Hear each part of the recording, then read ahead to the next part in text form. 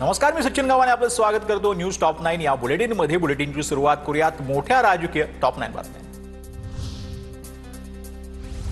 मनसेसोबत युतीसाठी आपण सकारात्मक आहोत, मात्र स्थानिक पातळीवर युती आघाडी संदर्भात आढावा घेऊन माहिती द्या। उद्धव ठाकरे यांचे बैठकीमध्ये कार्यकर्त्यांना मार्गदर्शन। युती आघाडी होईल नाही होईल, पण सर्व जागांवर लढण्यासाठी पक्ष म्हणून तयार रहा, उद्धव ठाकरे यांचे आदेश। युती की आघाडी कुणासोबत जायचं ते लवकर जाहीर करा। शिवसेना भवनातील बैठकीत भास्कर जाधव यांची भूमिका। कार्यकर्ते तयारी करतात आणि उमेदवारी मिळाली नाही की नाराज होऊन दुसरीकडे जातात किंवा अपक्ष उभे राहतात, यामुळे पक्षाला फटका बसतो, भास्कर जाधव यांचं मत।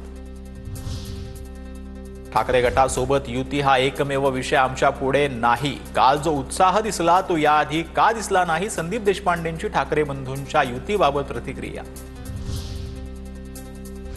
राज ठाकरे आणि देवेंद्र फडणवीसांमध्ये मॅच फिक्सिंग। महाराष्ट्रातील मूळ प्रश्न भरकवण्यासाठी गाठीभेटी। हिंदी भाषा वादावरून नाना पटोलेंची टीका, तर नाना पटोले यांचा मेंदू तपासायला हवा, संदीप देशपांडेंचं प्रत्युत्तर।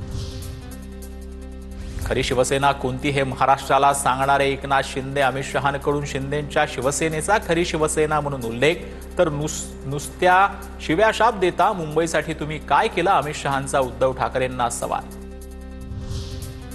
मुंबईत आम्हा सर्वांमध्ये उद्धव ठाकरेंचीच ताकद जास्त। बीएमसी निवडणुकीच्या प्रश्नावर शरद पवार यांचं मोठं विधान।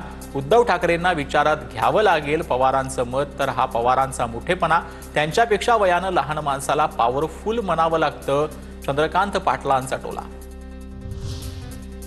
मनसे ठाकरे युतीच्या शादीत ठाण्याचा अब्दुल्ला दिवाना। एकनाथ शिंदेंवर संजय राऊतांचा हल्ला बोल। भाऊ एकत्र येऊ नये म्हणून तडफड सुरू असल्याचाही दावा। फडणवीसांच्या कार्यक्रमात फडणवीसांसह महाजन, रक्षा खडसे मंचावर, तर एकनाथ खडसे मात्र स्टेज खाली। तर खासगी कार्यक्रम असल्यानं सर्वांना स्टेजवर बोलावणं अपेक्षित नव्हतं, खडसेंची प्रतिक्रिया। माझा भाजपा प्रवेशाचा विषय केव्हा संपला, मी पूर्णविराम दिला। एकनाथ खडसेंकडून भाजपा प्रवेशाच्या चर्चांना पूर्णविराम, तर राजकारणात कधी पूर्णविराम नसतो, स्वल्पविराम असतो, चंद्रकांत पाटलांचं उत्तर।